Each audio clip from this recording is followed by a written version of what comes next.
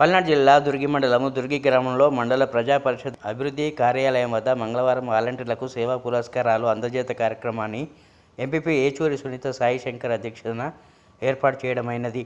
ఈ కార్యక్రమంలో మాచర్ల నియోజకవర్గ శాసనసభ్యులు, ప్రభుత్వ విప్, పల్నాడు జిల్లా అభివృద్ధి మండలి చైర్మన్ పిన్నెల్లి రామకృష్ణారెడ్డి పాల్గొని వాలంటీర్లకు వివిధ రకాల సేవా రత్నమిత్ర అవార్డులను, ఎంపికైన వాలంటీర్లను దుశ్శాలువతో, మెమోంటోలతో ఘనంగా సత్కరించారు. ఈ సందర్భంగా ఆయన మాట్లాడుతూ, జగనన్న సీఎం అయిన వెంటనే సచివాలయం వాలంటీర్ల వ్యవస్థలకు శ్రీకారం చుట్టి ప్రజలకు ఇంటి వద్దనే పాలన అందించి ప్రజల నుంచి మన్ననలు పొందారన్నారు. జగనన్నకు 2 కళ్ళ సచివాలయం వాలంటీర్ వ్యవస్థ స్థాపించి నిరుద్యోగుల యువతకు ఉద్యోగ అవకాశాలు కల్పించారన్నారు. ప్రతిపక్ష నేత చంద్రబాబు నాయుడు మాత్రం ఈ 2 వ్యవస్థలను రద్దు చేస్తామని ప్రగల్భాలు పలకడం వింతగా ఉందని ఆయన పాలన దుయ్యబట్టారు. చూస్తే సాల్వ్ చేసేసి మెరుగుగా కూడా సంక్షేమ కార్యక్రమాల విషయంలో నిక్కచ్చిగా ఉండాలనే ఒక లక్ష్యం.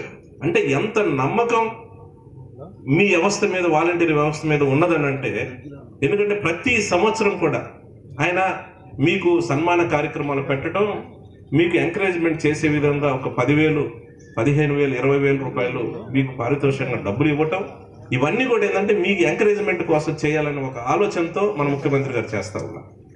ఎందుకంటే ఈరోజు ఎవరు చేయని విధంగా, ఈరోజు ఎక్కడికైనా, ఏ ఇంటికి పోయినా, ఎక్కడికి పోయినా 2019లో మనం ఏదైతే సంక్షేమ కార్యక్రమాలు ఇస్తామని మనం మేనిఫెస్టో రిలీజ్ చేశాం.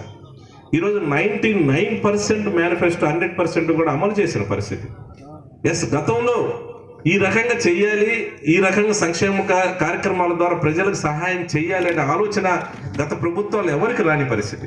ఈరోజు చంద్రబాబు నాయుడు నేను ఈ రాష్ట్రానికి 14 సంవత్సరాలు ముఖ్యమంత్రిగా చేసినని చెప్తా ఉన్నాడు. ఎప్పుడైనా సరే, ఎప్పుడైనా ఈ రకంగా ఒక పారదర్శకంగా, నిజాయితీగా చెయ్యాలి, మనం సహాయం చెయ్యాలి, ఇవ్వాలని ఎప్పుడైనా ఆలోచన చేశారని అడుగుతా ఉన్నాను. ఇప్పుడు చెప్పండి. ఎందుకంటే వాళ్ళు ఒకటి చెప్తా ఉన్నారు, వాలంటీర్స్ మీద ఏదో రకమైన ప్రజల్లో వ్యతిరేకత తీసుకురావడానికి వాలంటీర్స్ అది చేస్తారు, ఇది చేస్తారని మొదట్లో చంద్రబాబు నాయుడు చెప్పాడు. అది ప్రజల దగ్గరికి ఏమీ కూడా వాళ్ళు కన్విన్స్ చేసిన పరిస్థితి లేదు. ఆ తర్వాత మళ్ళీ అదే వర్షను పవన్ కళ్యాణ్ చేత కూడా చెప్పడం జరిగింది. ఎందుకంటే వాళ్ళు మేము అధికారంలోకి వస్తే ఈ వాలంటీర్ వ్యవస్థ ఒక్క రోజు కూడా ఉండే పరిస్థితి లేదు, తీసేస్తాం, ఈ సచివాలయ వ్యవస్థ కూడా అవసరం లేదు, ఇంతమందికి అనవసరంగా కూర్చోబెట్టి జీతాలు ఇస్తా ఉన్నాడు, ఇతనికి ఏం పని లేదనే వర్షంలో వాళ్ళు మాట్లాడుతూ ఉన్నారు.